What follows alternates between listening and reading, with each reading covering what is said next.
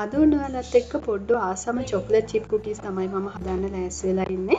ඉතින් මේ රෙසිපි එක නම් ඇත්තටම පොඩ්ඩෝ ඉන්න අම්මලාට හරිම වැදගත්. මොකද ගොඩක් වෙලාවට අපි කොච්චර කෑම බීම හැදුවත් පුංචි දූ පුතාලා ඉන්නකොට දවසින් දෙකකින් ඉවර වෙනවා. ඉතින් ඔන්න ඊට පස්සේ අම්මලාට පුළුවන් මේක හදලා ෆ්‍රීස් එකේ දාලා තියලා අවශ්‍ය වෙලාවට කීපයක් අරගෙන බේක් කරගන්න. ඉතින් ඒක ඇත්තටම මම හිතන්නේ කාර්ය බහුල ඕනෙම කෙනෙකුට හරිම වටිනවා. ඉතින් මේක කොයි විදිහටද ෆ්‍රීස් එකකින් අරගෙන බේක් කරගන්න කියන එක ගැන අපි වීඩියෝ එකේ අවසානයේ කතා කරමු. අපි මුලින්ම බලමු මේ කුකී ඩෝ එක හදාගන්න මොනවද අවශ්‍ය වෙන්නේ කියලා. මෙන්න මේ දේවල් තමයි චොක්ලට් චිප් කුකීස් හදාගන්න අපිට අවශ්‍ය වෙන්නේ. ඉතින් වෙනදා වගේම මේ දේවල් ඩිස්ක්‍රිප්ෂන් එකේ සඳහන් කරලා තියෙනවා. එතනිනුත් ඔයාලට බලා ගන්න පුළුවන්. ඔයාලට මේකට බටර් මාජරින් දෙකම පාවිච්චි කරන්න පුළුවන්. හැබැයි බටර් අරගන්න පුළුවන් නම් ගොඩාක් මේකේ රස වෙනස් වෙනවා, රස වැඩි වෙනවා.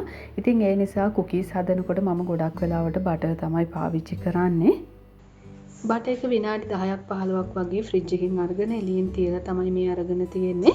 මේ විදිහට ටිකක් කලවම් කරගෙන ඊළඟට මම දුඹුරු සීනි තමයි අද පාවිච්චි කරන්නේ. මම සාමාන්‍යයෙන් පැන් රස ගොඩක් වැඩි කරන්නේ නැතුව සීනි ටිකක් අඩුවෙන් තමයි මේ රෙසිපි එකට අද පාවිච්චි කරන්නේ.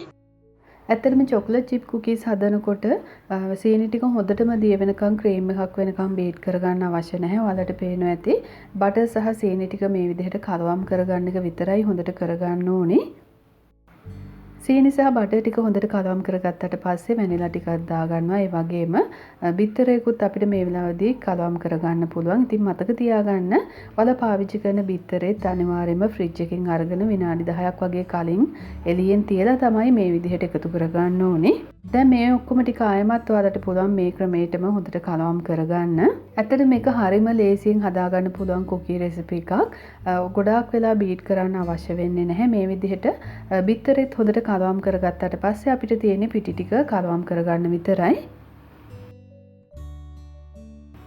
පාන් පිටි පොඩි ප්‍රමාණයක් තියෙන නිසා මම ඔක්කොම ටික මේ විදිහට හලලා එකතු කරගන්න තමයි දැන් ලෑස්ති වෙන්නේ. ඊළඟට මම කෝන් ෆ්ලාර් ටිකත් මේ විදිහට දාගන්නවා.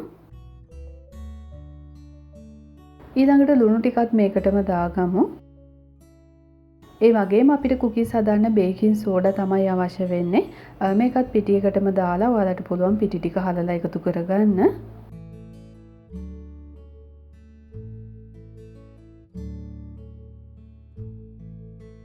ඇත්තටම මේක හරිම ලේසි රෙසිපි එකක්. විශේෂයෙන්ම බීට් එකක් නැති කෙනෙකුට උනත් හදා ගන්න පුළුවන් නිසා මම හිතනවා මේක ඇත්තටම වැඩි දෙනෙකුට ගොඩක් ප්‍රයෝජනවත් වෙයි කියලා.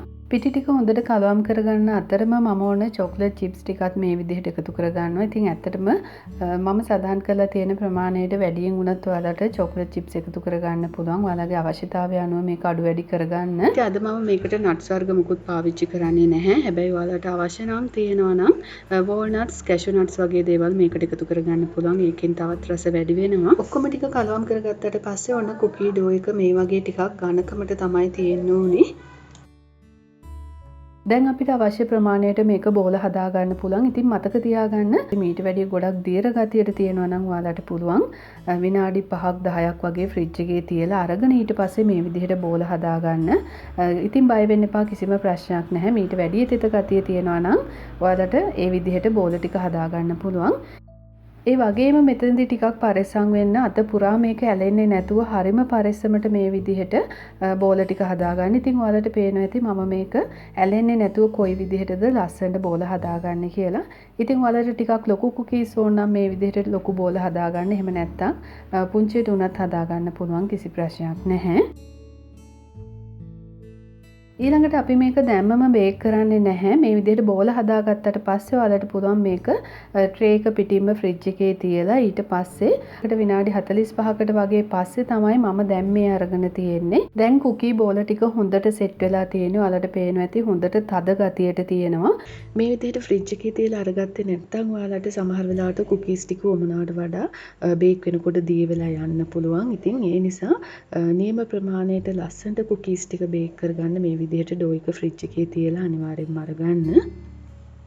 ඉතින් දැන් මට තියෙන්නේ මේක සෙල්සියස් අංශක 170ට ප්‍රීහීට් කරගත්ත oven එකේ විනාඩි 13ත් 15ත් අතර වෙලාවක් බේක් කරගන්න.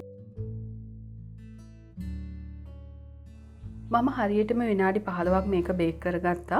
තවත් වැදගත් දෙයක් තමයි කුකීස් බේක් කරගත්තට පස්සේ ඔයාලා මේක ට්‍රේ එකෙන් ඉවත් කරන්න යන්න එපා. මේක නිවුනට පස්සේ තමයි අපි ට්‍රේ එකෙන් ඉවත් කරන්න ඕනේ. එතකොට තමයි කුකී එක නියම ගානට සෙට් වෙන්නේ. ඉතින් දැන් මේක හොඳටම නිවිලා තියෙන වෙලාවේදී ඔන්න මම මේ විදිහට ට්‍රේ එකෙන් ඉවත් කරනවා. අද මම මේ වගේ ලොකු කුකීස් 6ක් වගේම ටිකක් පොඩි ප්‍රමාණයේ කුකීස් 12කුත් හදාගත්තා. මේ වගේ ටිකක් ක්‍රිස්පි ගතියට තියෙනකොට තමයි බබාලා ගොඩක් කැමති. ඉතින් ඒ නිසා ඔයාලට කැමති විදිහට මේක කාලය අඩු වැඩි කරගෙන විනාඩියක් දෙකක් වගේ එහෙම කරගෙන බේක් කරගන්න පුළුවන්.